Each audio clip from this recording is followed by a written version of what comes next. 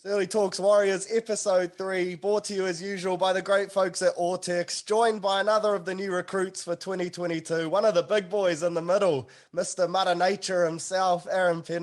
Hey. Aaron, thanks for jumping on, bro. Thanks for having me on. It's good to be here.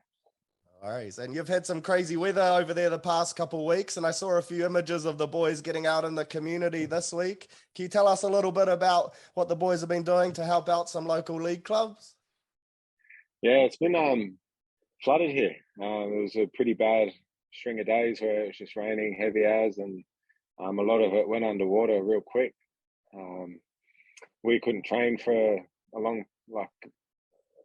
some consecutive days, and yeah, it was pretty crazy here in Redcliffe. And obviously Queensland's heaps of it is still under. So a few of us went out to one of the junior clubs down in Brisbane and just helped with some, obviously cleaning out their gyms and stuff, because their whole facility was pretty much underwater. So we're just cleaning mats and getting all the gym stuff ready, and just tidying the place up a bit. So that was pretty cool. Yeah, that's awesome, bro. Great to see. And you made the move over from the Storm this year on a 2-year deal to the Warriors. So how did that opportunity arise to join the Warriors, bro? Yeah, and I started the year in the Q Cup with the Brizzy East Tigers, and just had to bide my time until Craig gave me the nod to play with the big boys. And I had a really good game against Redcliffe Dolphins, and Peter Sullivan was there, and he sort of just tabled an offer pretty much the next day, and that's where it came about. Really, just had a good game against Redcliffe, and yeah, that's where it sort of just happened. And then I played Magic Round against the Broncos for the Storm, and played okay there too. So he was pretty keen on getting me over. That's awesome, bro. Making the most of your opportunities. And how has it been coming into the Warriors? What's been the main differences you've found early just from the two environments at the Storm and then the Warriors? Yeah, as you know, every club's different. But I just think, obviously every club can, get better in all aspects. And obviously the Storm's been a pretty tight-knit and well-run ship for a long time now. And we've made some small adjustments to gain some big things. And I feel like that this preseason we've really done that. And I'm just really excited for the season. And we only managed the one trial game due to the weather for the Warriors, but that happened to be against your old club, the Storm. So how was it playing against some of your old teammates, and no doubt some of the lads you were pretty close with over the past year? Yeah, well, that was pretty crazy. Yeah, I was pretty nervous, to be honest. I was sitting on the bench there waiting to get on in that second quarter, and I was just like this is happening, sort of thing. And as soon as I had my first carry, though, I saw Brandon Smith and sort of just tried to do my best and had a good play the ball. So all the nerves sort of went from there, and yeah, we ended up getting the biggies. And was there someone in particular that was throwing some chat at you? Someone you wanted to run a bit harder at? Nah, it was all love between the boys. I was just really excited to see Nelson after the game, the big fella. We were pretty close over the time there at the Storm, and Tohu and Nelson there. And we just hung around for a bit after the game and just had a chat and caught up and stuff. So everyone was really happy to see me, and I was even more happy to see them. And it's really good to see them, mate.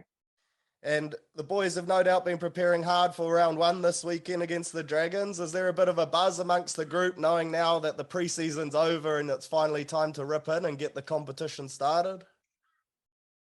Yeah, it's going real quick, hey, the preseason. I was just saying to the boys the other day, I was like, that's going quick. It's go time already. And the boys are really keen, really excited to rip in. So the year's started, and hopefully we can start off on a good note. And Dragons went 2 from 2 in preseason. Do you guys watch their trial games in prep for round one, or is it more just focusing on what you guys can do and implementing your game plan? I think it's just, just knowing our strengths and what we can do really well. And obviously in the first couple of rounds, you want to keep it simple because, just getting that flow of the game and just getting those rotations making them effective. And yeah, it's just sort of just building our own combinations as well, because we're down a trial. Yeah. So, we're going to have to just use this time wisely, as well as, going for those wins. So I'm pretty confident. We've been training really well. The boys have responded really well to, everything we've done during the preseason. And yeah, it's go time. Exciting stuff. And let's go back to where it all started for you, bro, because I understand you were born and raised in New South Wales. Can you tell us a bit about your journey to the NRL and then making it to the game's biggest stage? Because it has been a bit of an interesting one. Yeah, I was a bit of a late bloomer. Started off born and raised in Auburn, New South Wales, and sort of didn't play junior reps. Was sort of overlooked. I was really skinny and not really athletic. And then I was, how old was I? 17, going on 18. I was just playing like a open men's Sydney Shield. They call it the Sydney Shield down there for the Auburn Warriors. And I was on the wing. Played a good game, and one of the recruitment guys was down there, fortunately, and gave me a shot on the wing in the under-20s. On the wing? Yeah. So I had the transition from out there to in the middle, in the thick of it. So I spent a year at the Dogs. Played a few games New South Wales Cup there under Andy Patmore. And then the next year I went to Parramatta. Same sort of thing, sort of on the wing, and then they sort of transferred me into the middle as well. Yeah. And then every year after that, for about 3-4 years, I was club hopping on train and trial deals. Couldn't really pick up anything solid. And then I blew my knee out in 2018 during a preseason at the Newtown Jets. And then got healthy, played the back end of that year. And then I got an opportunity to go to Queensland because I was unwanted in Sydney at the time, and I just couldn't get a gig anywhere. And a coach gave me David Fohoma, who gave me an opportunity to go to the Capras in 2019. And I just said, well, I've got nothing to lose, can't get a gig in Sydney, and this will be out of my comfort zone, but it's something that I think I've got to do. And 6 months later, paid its dividends, and I got picked up by the Storms. That's sort of where it all started. That's awesome, bro. And you mentioned you were quite skinny back in the day. When did your growth spurt happen, bro? Because you're quite a large human now. Yeah, I've always been tall, but it sort of I started filling out over time. Yeah. And sort of just like my training as well.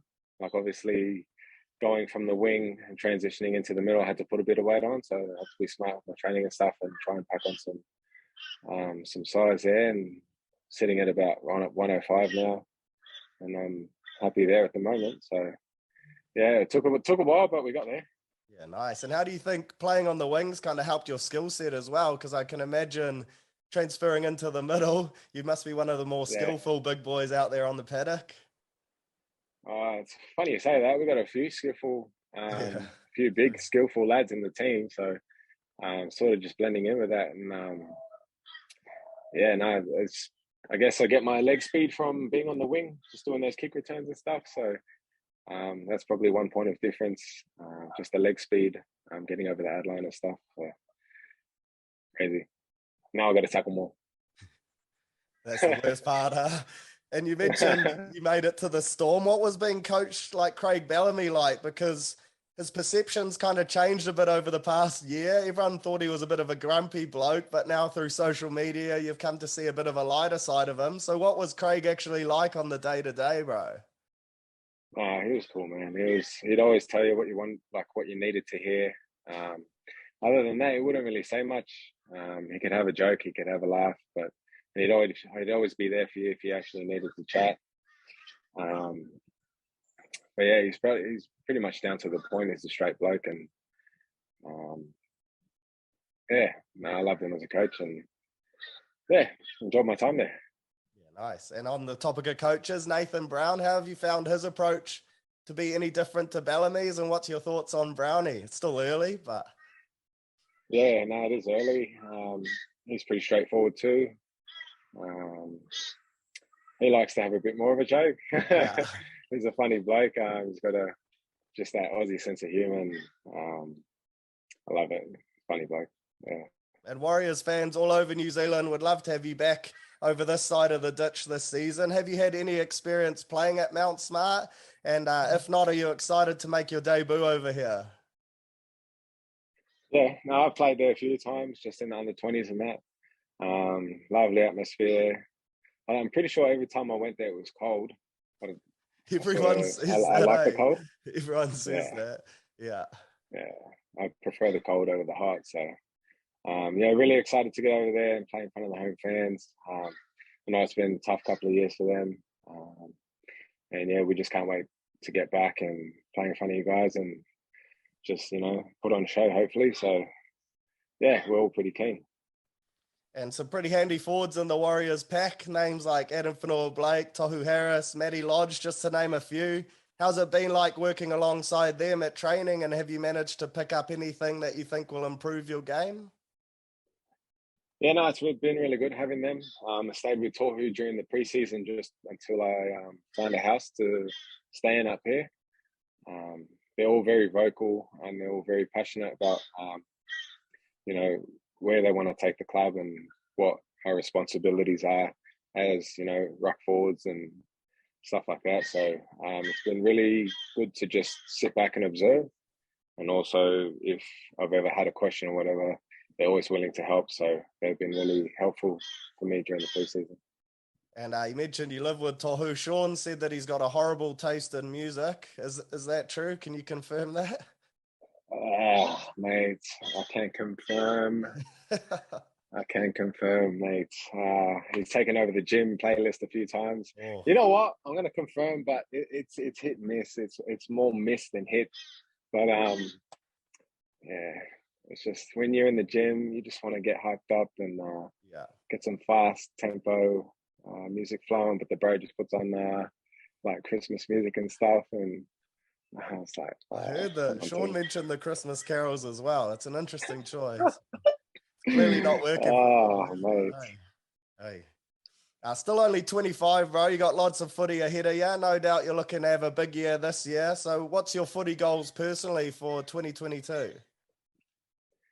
For me, bro, I just want to lock down a spot in that 17 every week. My time at the Storm, it was pretty like a game here, a few games there. And then the back end of my time at the Storm, I got a good string of games. It was about 6 or 7 in a row. So yeah, 2022, I just want to lock down, one of those bench spots and hopefully get a full season under the belt. Because I think that'll just help me build consistency, build my minutes, and obviously it'll build and fine-tune my craft as well while I'm out there. So yeah, that's probably my biggest goal. And finally, looking at international footy, you're a proud Samoan, but do you have eligibility for any other countries? And is playing in the World Cup later in this year a goal of yours? Yeah, it'll be nice. Samoan Australian, so nice. I'd love to play for Samoa at the end of the year if I got the opportunity. Yeah, I definitely wouldn't say no. Yeah, but one thing at a time, slowly but surely. Yeah, fair enough. On to the quickfire questions, bro. Who's the fittest or strongest in the team? The fittest in the team? Jaden Corrigan.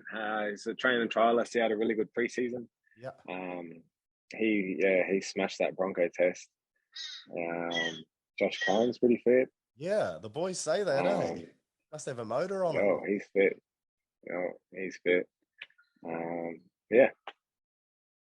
Nice. And who's the joker in the team? Who's the one that always lifts the spirits, always playing jokes?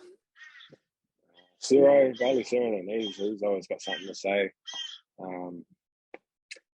Bangers has always got something to say too. What else? Walsh can be a bit of a pest. Yeah. Mate, these kids, I'm telling you. Confident, huh? They're different these days. Nah, but yeah, those guys are pretty funny. And who's the culture captain? Who's the one when the boys are down, they need a lift of energy? Who do they turn to? Oh, mate. Matt Lodge was giving like preseason chats in the gym So we'd always start the gym session with a word, or maybe finish the gym session with a word, and he'd always speak. And the boys love it and they get around it. So he's always got something to say, and it's usually pretty good. So yeah, buddy. Right there. If you're on an away trip, who's on the aux cord? And it's obviously not Tohu. I think it's Elika Toa. Yeah. Big man's on the speaker. He takes it everywhere with him, and he's usually got some pretty good tunes on there. So he keeps the vibe lifted and the music going. So yeah, he's our vibe man. Yeah, he's been a popular choice. And lastly, not my cup of tea, but who's most likely to go viral on TikTok in the team? Is there any of the young boys that you think really rate themselves? Man. I think a few of them are on TikTok and they've been exposed already in the chat. So I'm not going to name any names, but there's a few of them already. There's a few of them. Mate. Yeah, young bucks. The most likely. I don't know. Dylan's got a TikTok, doesn't he? Yeah. But definitely the younger guys, they've been exposed already, so I'm not going to drop their names here, but they know who they are. Fair enough. And a few listener questions, mate. I got a few people to send some in. So the first one is from the Run It podcast, and he says, how do you think your skill set and style of play can impact the Warriors? Well, coming off the bench, I think I could just bring that energy, bring that impact. Obviously, with that leg speed through the middle of the ruck when people are a bit tired. And that'll be the point of difference. I think if the boys can start really strong, and then me and whoever else come on and bring that extra punch through that middle, that'll bring us to halftime. And obviously that first punch out of halftime, get us out of the gates and then bring it home with the other fellas that we rotated with. I think that'll be a nice addition to, what the boys already got going on. Next one's from Shane Treadaway. He says, coming from such a dominant setup like the Storm, do you see good signs for the Warriors setup in the future? Yeah, man, definitely. There's been a lot of little things that have just been tweaked or added culture-wise, and obviously instill the values to the playing group, and they've really taken it on board and really embraced it. So I think the club's heading in a great direction over the next couple of years. Yeah, and the next one from Jared O'Sullivan, he says, what's your favourite sport to watch off the field other than the NRL? Like the boxing, UFC. I don't mind a bit of tennis, mate. I can watch a bit of tennis. Oh, nice. Do you see yourself in the ring in the future? The old rugby league fight nights are getting pretty popular now. I bet you could throw them. Do you reckon you could get in there? I wouldn't mind getting in there, mate. No, don't knock it till you try it. Yeah, for sure. I won't ask you who you'd fight. We'll leave it at that. I noticed, though, one of your hobbies, bro, you're a pretty keen gamer in your spare time. So what games do you mainly jam? And are the other boys into it as well, or is it mainly just you? Yeah, we've got a little group chat there going. There's a few of us that play Call of Duty together. A few of us that play Apex Legends together. But yeah, those are the sort of two games that I'm playing at the moment. I just downloaded Sonic Racing. So I've been just racing on Sonic with a few of my family back home. And but yeah, I love gaming in my spare time, bro. Just sort of takes me away from where I've been at all week or all day. And yeah, it's nice, relaxing. Chance to brag a little, bro, but who's the best in the team on old Call of Duty? Oh, mate. I think someone's asked me this before and I said no comment. I'm going to say it again, no comment. Yeah, he's worried, eh? Now, you know what? Ben Murdoch-Masila has gotten really good. I'm gonna drop that right now. Most improved? Masila, most improved. Mate, needs a badge. Needs a badge for that. All right. Outstanding. Next one comes from Ryan Smith, but I think you might have answered this already with one of your answers. It's if you could pick any player to bring over to the Warriors from the Storm, who would it be? Hey, Big Nas, get him over. Yeah. Hey, would be all about it too, surely. Good My Kiwi lad, eh? Good Kiwi lad. Bring him home. Well, that's all I've got, man. So cheers for jumping on Searley Talks Warriors. All the best for this weekend to you and the lads, and excited to see you in the Warriors jersey this season. Appreciate your time, bro, and cheers again. My brother. Thanks for having me on.